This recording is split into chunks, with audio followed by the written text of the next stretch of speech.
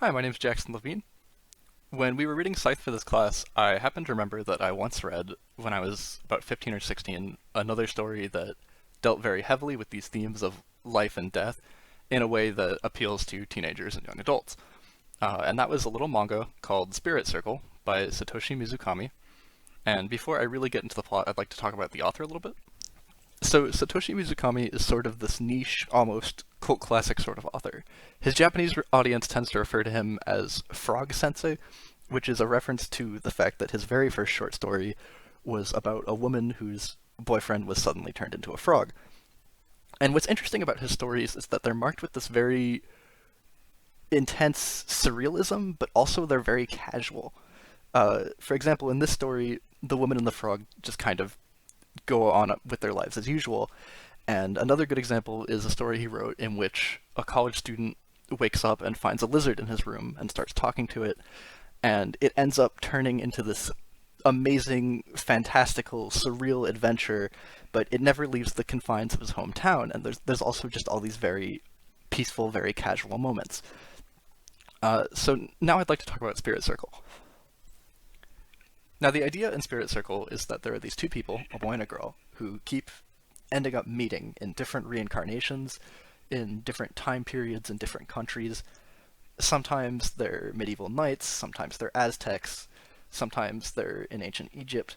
But the common theme every time they meet is that they end up ruining each other's lives.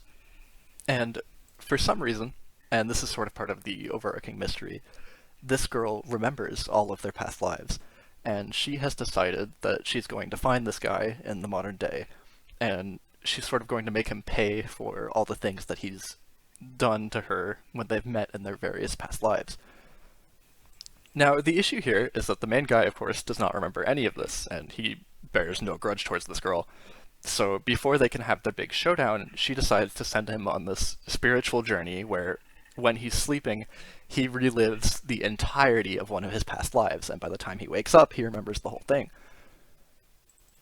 And to get to the chase, the main idea of this story is essentially that there is no black and white in the world. When you go through this guy's past lives, you see that there's sort of a perspective to everything, and for every time the girl wrongs his life, and for every time he wrongs her, there's always a story behind it. And this doesn't necessarily make all the things they do right. It doesn't mean that they're always justified, but it is pushing this idea that there's a story behind everything, and you should try to make an attempt to understand other people. Now, there's something very notable about the way the author does this. He introduces a lot of these very casual, very slice of life sort of scenes throughout both the modern day and the protagonist's past lives. However, this is a pretty short series. It's only 45 chapters, which for a manga is pretty on the minuscule side. And what he ends up doing is he reuses characters. Alongside the protagonist, throughout his lives, you see the same people being reincarnated and meeting him again. And even though these are not literally the same people, they often fill the same sort of roles and have the same sort of personalities. And this allows him to develop characters sort of throughout time and space so that you feel like you have a better idea in your head of what all of their incarnations are like. It's very clever. And sometimes, as a result, the story seems very lighthearted because you have the protagonist going through and meeting his friends in all these different eras.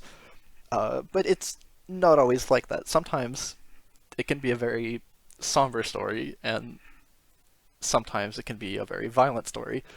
And it is for that reason that I think this is better as a young adult, or at least teenage literature, and even despite the art style, not so much meant for kids.